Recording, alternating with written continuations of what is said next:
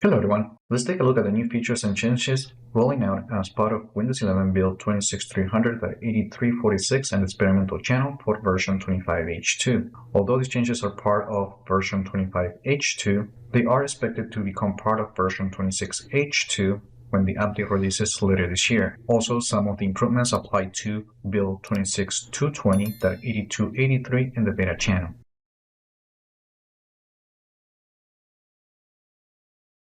Although the redesigned version for the run command has been spotted on preview builds of the operating system, Microsoft is actually announcing it as part of this wave of updates. The modernized version introduces a clear interface with updated visuals and improved usability. However, this is not the default design. So if you want to enable it, we have to go to the Settings tab, more specifically on System Advanced, and then you need to turn the Run Dialog toggle switch in order to enable it. So we disable it and we try to open the run command, we get the legacy version, which has also been updated to follow the color mode of the operating system.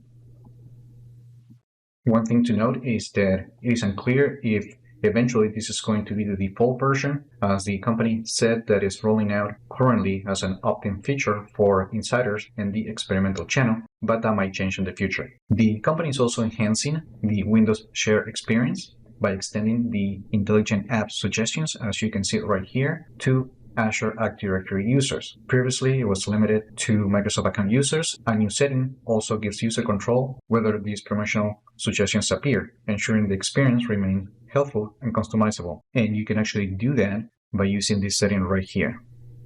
As you can see, now we turn on that option and we no longer see promotional apps on the share interface.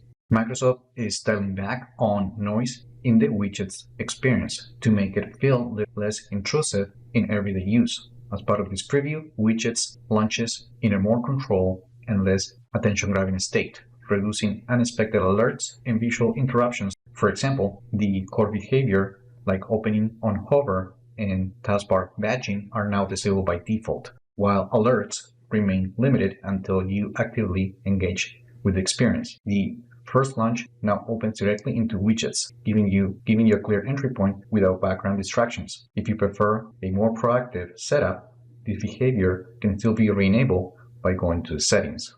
Okay, for some reason the Magnifier tool is not working on my computer, but I'm going to talk about the new settings. So on build 26300.8346, there are new options that give users finer controls over zoom levels. So you can now enter the exact zoom percentage directly from the toolbar, enabling precise adjustments rather than relying solely on incremental changes. In addition, Microsoft has introduced preset zooms that ranges from 5% to 500%. These presets are available from the Settings drop-down menu, making it easier to switch between commonly used zoom levels instantly. The update also improves accessibility by adapting more naturally to different users' needs and preferences. Now, the company also notes that when creating a dev drive, the configuration settings will now let you specify the size, capacity in gigabytes rather than in megabytes, which is also an option that is still available.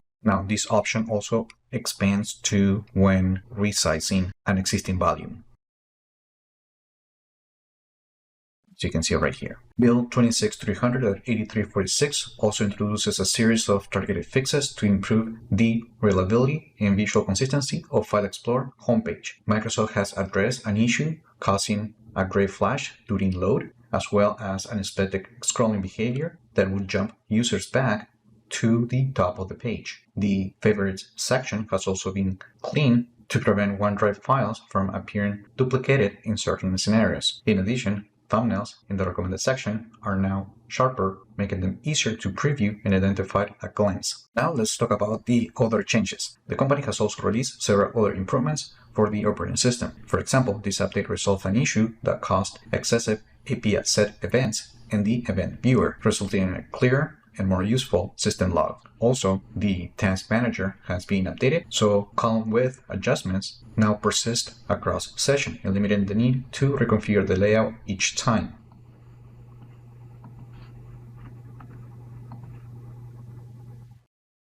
As you can see right here.